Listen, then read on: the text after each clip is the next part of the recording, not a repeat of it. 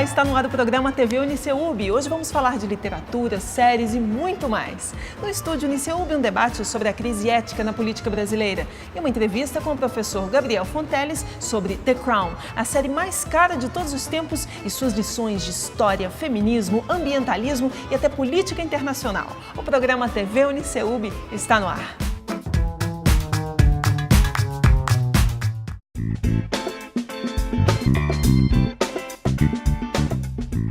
Olá! Começa agora mais um Agência em Ação, com as reportagens dos alunos de jornalismo que foram destaques durante a semana. Vamos falar um pouquinho da construção de Brasília, a nossa capital? Você sabia que dos 65 mil candangos, quase 30 mil eram negros e pardos? A historiadora Cristiane Portela explicou pra gente como foi o trabalho dessas pessoas, que não foram tão destacadas quanto os brancos. Confiram um pedacinho do vídeo. Brasília, e em 1956, mais especificamente em outubro de 56, a gente tem a primeira construção, que é a construção do Catetinho, junto com o aeroporto, uma pista de pouso.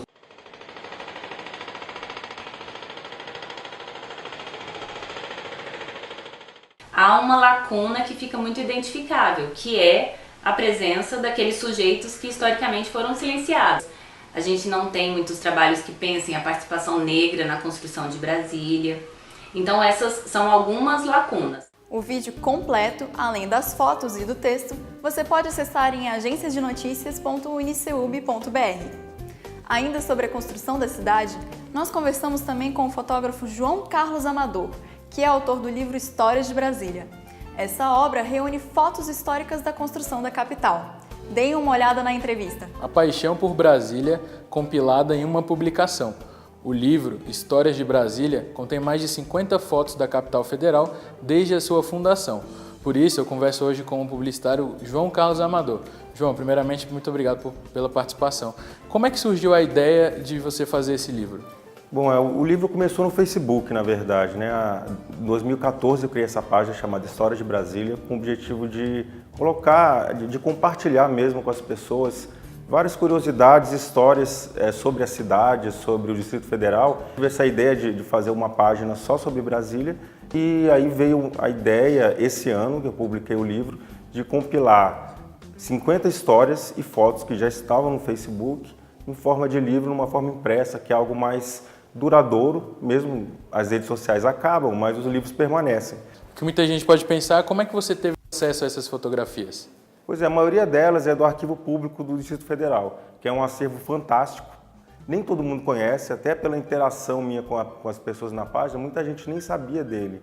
E ele é um arquivo gratuito, qualquer pessoa pode ir lá, escolher as fotos, eles têm tudo em alta resolução, só que eles não têm um acervo online, ou seja, você tem que ir pessoalmente ao arquivo, escolher a foto e eles depois mandam por e-mail. Já existe também a pretensão de você fazer novas publicações, né? Então pode rolar aí a Histórias de Brasília versão 2, volume 2 e 3. Eu já tenho material para mais 2 livros. É isso, galera. Então, se você também é apaixonado por Brasília, não deixe de curtir a página dele no Facebook, Histórias de Brasília, e também de prestigiar a publicação, o livro que ele fez. O Agência em Ação deste domingo termina agora. Todos os conteúdos que a gente mostrou e muito mais você pode acessar em agenciasdenoticias.uniceub.br e também nas nossas redes sociais. Obrigada por estarem conosco e até semana que vem. No Sofá Amarelo de hoje, Manu Militão conversa com a jornalista e escritora Pauline Torti. Confira. Gente, é isso. Um corpo em relação aos demais. O que se faz no mundo finda como tudo.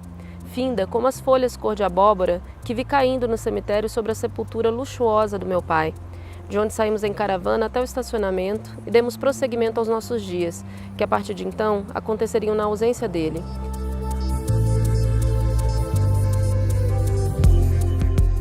Pauline, as primeiras sensações de ler, quais foram? Uma das primeiras leituras que me marcou muito, que eu acho que influenciou no meu desejo de escrever, foi um livro da Lígia Bojunga Nunes, chamado Bolsa Amarela. Conta a história de uma menina que ela tem uma compulsão por inventar histórias.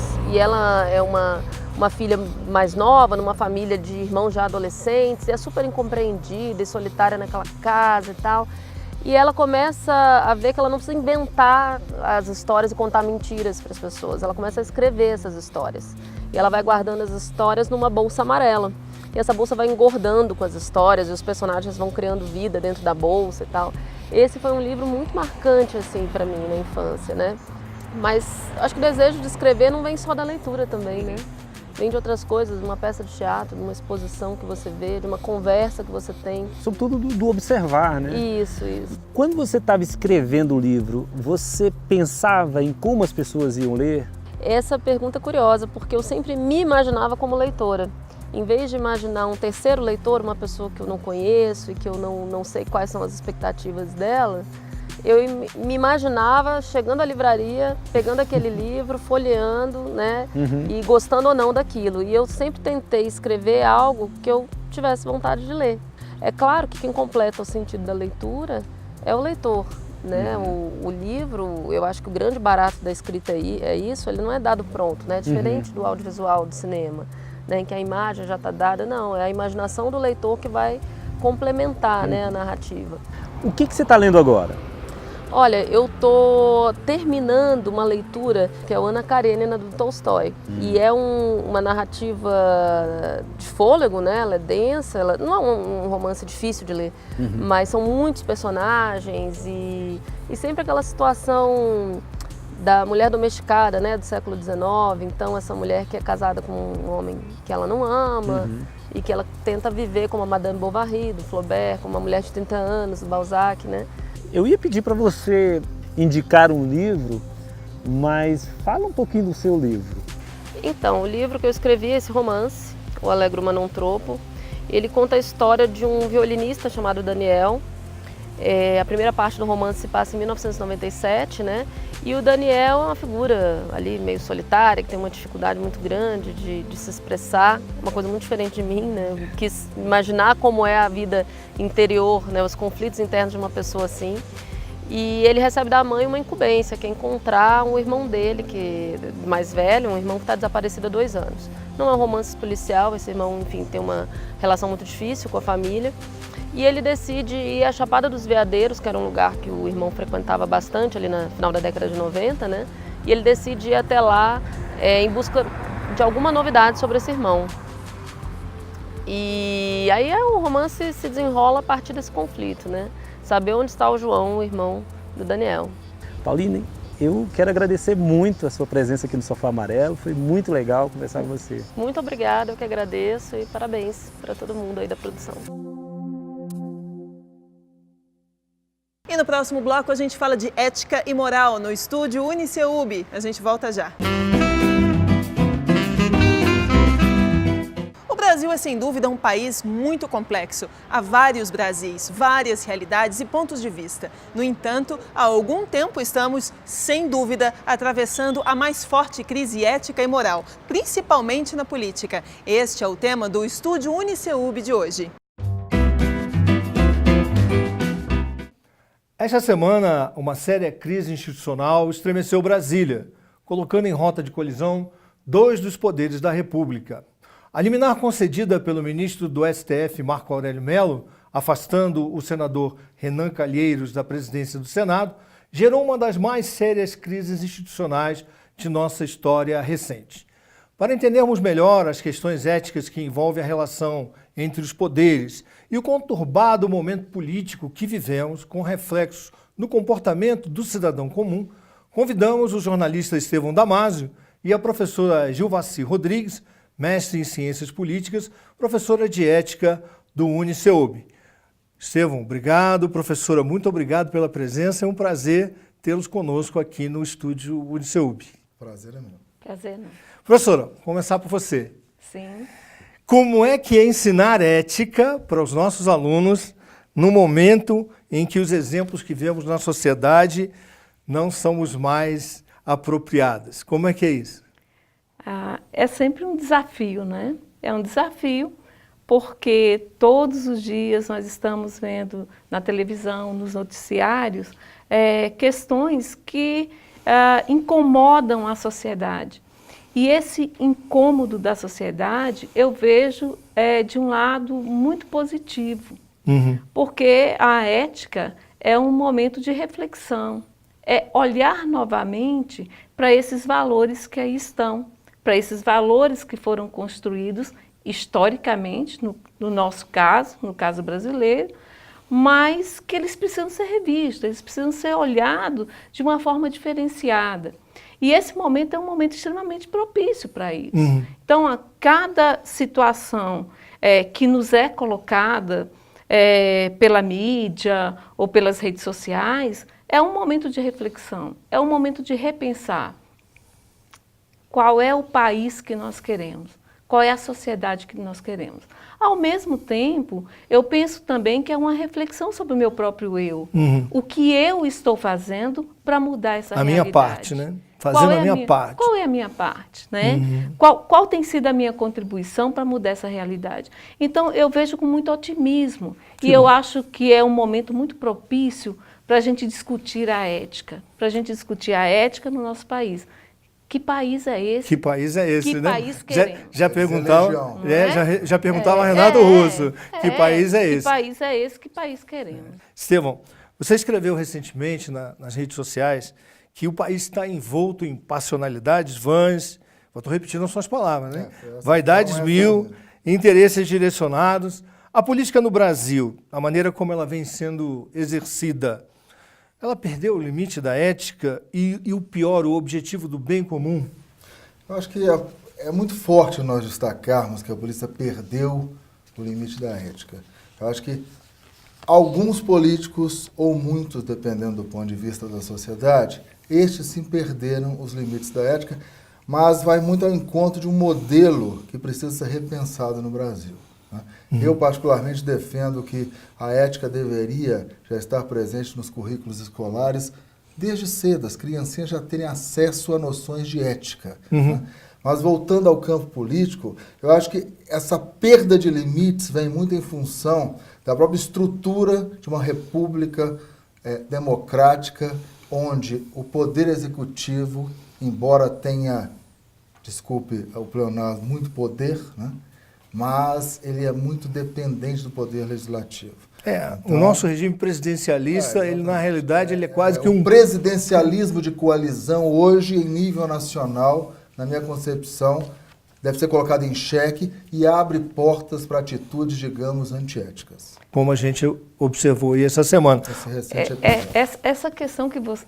Não, pode ir em frente. Essa questão que você coloca, ela é tão importante porque o que acontece com os nossos políticos hoje, eles perderam a noção do que seja política, do sentido verdadeiro da política. A palavra política, né? Não, a política como o cuidado com a sociedade, a relação de poder, mas para cuidar da sociedade. Então, ele perdeu essa noção, a responsabilidade com a coisa pública. Então, se perdeu a responsabilidade com a coisa pública e a coisa pública virou privada. Qual a mensagem, por exemplo, isso é complicado, que essa decisão recente do Supremo passa à sociedade? De que, para ser presidente do Senado e, consequentemente, das sessões do Congresso Nacional, noções éticas não precisam ser seguidas à risca. Você pode ser réu. É uma leitura que você pode. Você pode ser réu. Que pode ser feita, infelizmente. Mas uma decisão ética do Supremo, do ponto de vista técnico, pode até ter sido. Mas do ponto de vista moral, será que foi uma decisão ética?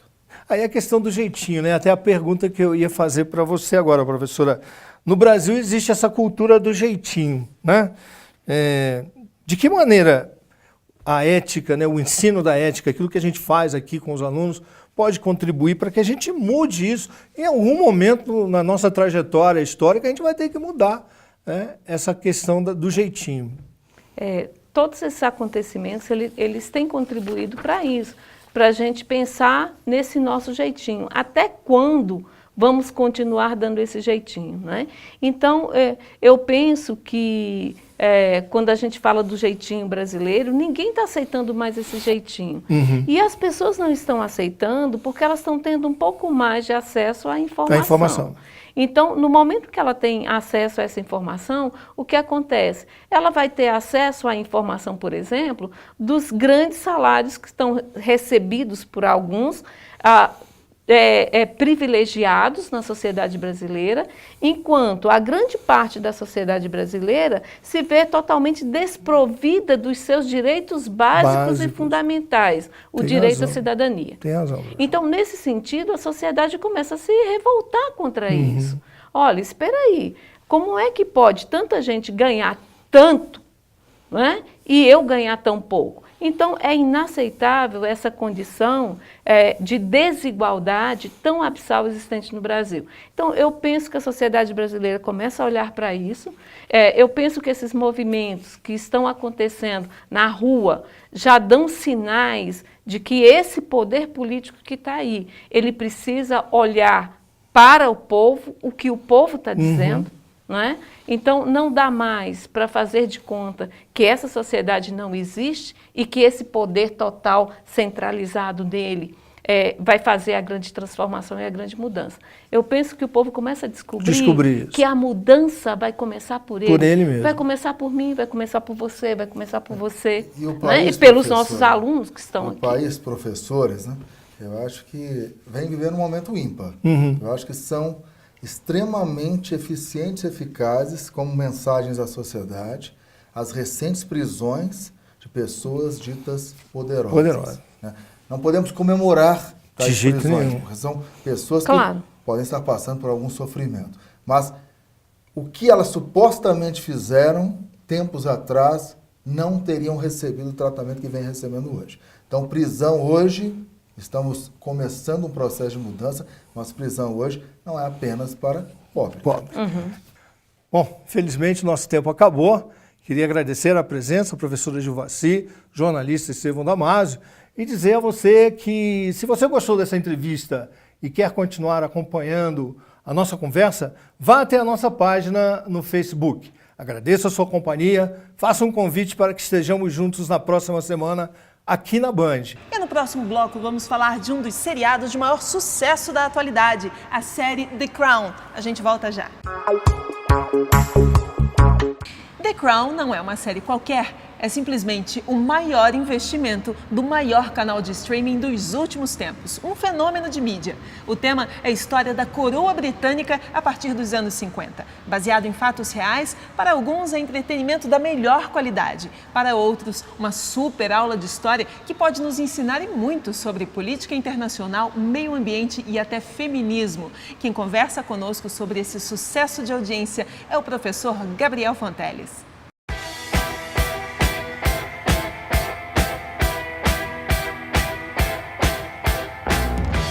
Gabriel, The Crown é uma aula de história?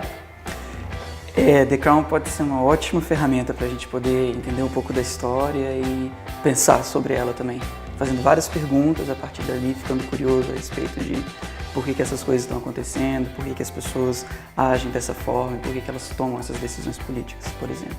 O seriado ele se desenrola a partir do falecimento do rei George, e daí para frente vem toda a história da coroa britânica, não é isso? Pois é, mas eu acho que um ponto que é bem interessante do falecimento do rei George é o momento da história mundial em que ele se dá, que é um momento de transição muito importante, em que você já tem o fim da Segunda Guerra Mundial e o início de uma outra parte da história, que é essa segunda metade do século XX, né, que vai marcar profundamente a humanidade, a sociedade, a política e a cultura. Então é quase como se a morte do rei George fosse algo simbólico também, de uma transição. É uma passagem. É uma passagem, uma transição de um mundo mais antigo, do qual ele era o rei, mas agora não, agora a gente vai ter um novo monarca, né, que vai ser a rainha Elizabeth. Quem é essa rainha? Será que ela condiz de fato com a rainha real, que está viva agora e deve estar assistindo o seriado, inclusive, né? Não sei, eu fico muito curioso para saber se ela está assistindo, né, e se ela está, o que ela estaria achando disso. Mas eu acredito que pelo perfil da rainha, de fato há uma semelhança da personagem, né, da personagem do seriado com, vamos dizer assim, a personagem histórica. Porque, de fato, é muito interessante, o seriado mostra ali um certo rigor moral da rainha, um prezar pela família, que isso fica muito claro em todos os escândalos que a família real se envolve ao longo do século XX e tal. A gente vê isso muito marcado, a rainha sempre prezando pela família. Eu acho interessante também porque humaniza muito a rainha. mostra ela vacilando, ela não sabe de determinados protocolos, então, portanto, mostra ela aprendendo e evoluindo. Outros personagens ao redor da rainha geram um interesse muito grande, são figuras muito interessantes. O consorte, por exemplo, é um deles, né?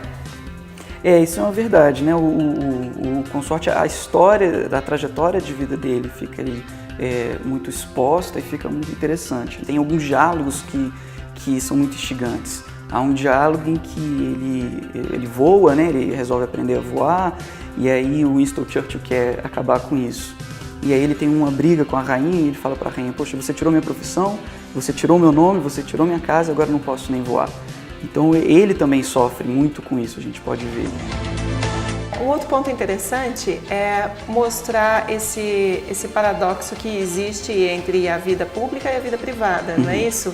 Entre o peso de se carregar a coroa, a importância dos protocolos e tudo mais, e os desejos íntimos, não é isso? Exatamente.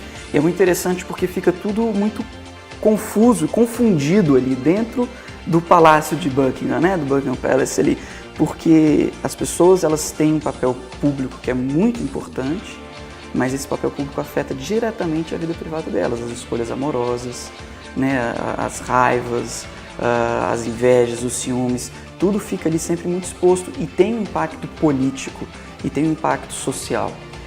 Todos sofrem com isso, né? A rainha, a irmã, a princesa Margaret, né? A mãe, o George falecido, né? Porque ele assume a coroa porque um irmão renuncia à coroa porque se deseja se casar, se apaixona por uma outra mulher que é divorciada. Então parece que isso é uma coisa que perpassa todos eles. Todos eles sofrem com esse dilema. O ator americano John Lithgow faz o papel de Winston Churchill. O que você acha da atuação dele? Eu particularmente acho genial, assim, porque ele consegue dar um caráter. Logo inicialmente você fica muito envolvido com o carisma do Winston Churchill, que de fato é um homem muito carismático. E poderosíssimo. E poderosíssimo. Um dos grandes nomes do século passado. Um dos grandes nomes do século passado, exatamente, que moldou o século como um todo. E o ator consegue transmitir esse carisma. E é um carisma complexo, porque não é um carisma de que você simplesmente gosta do Winston Churchill, porque ele também é uma figura muito carrancuda, uma figura muito solitária, e o ator consegue mostrar isso muito bem. Então, além dele ter um apelo popular muito grande, ele é uma figura solitária e no final da vida dele, nesses últimos 10, 15 anos da vida dele, uma figura muito doente também, né? E o ator consegue fazer isso até na expressão corporal dele, né? Usando a bengala, andando devagar, aquela voz fraca.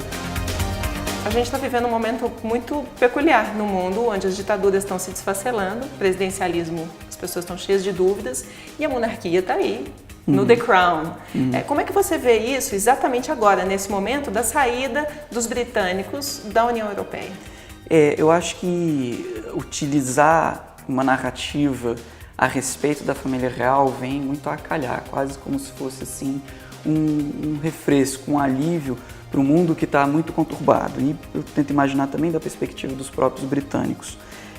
A gente pode traçar um paralelo que está acontecendo agora em 2016 com o que aconteceu, por exemplo, em 1916, 1917 ou 1940, em que você tem a Primeira Guerra Mundial, a Segunda Guerra Mundial, no período entre guerras, a ascensão do nazismo. E é isso, a família real está ali sendo esse marco de segurança para quem se identifica com a Grã-Bretanha, quem se identifica com o britânico.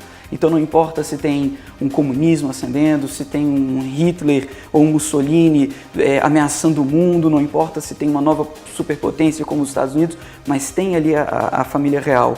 Então acho que para o cidadão britânico observar isso, se foi muito interessante no começo do século, totalmente conturbado, acho que atualmente no começo deste século também é muito interessante. Como você fala, a gente tem um momento de incerteza. Você tem o Donald Trump nos Estados Unidos, você tem o Brexit, nós temos o Estado Islâmico, nós temos problemas entre Índia e Paquistão, nós temos o Putin, nós temos a China, e aí de repente, para quem é britânico e para, acredito que para o resto do mundo também, olhar e ver essa família que quer queira, quer não, representa valores que todos gostaríamos de viver, eu acho que serve assim como um grande alívio coletivo mesmo, assim. Então talvez seja até nesse sentido porque que as pessoas gostam tanto de assistir a isso, né? Também. Então acho que dá para levar isso para a sala de aula, eu acho que é um incremento didático muito grande.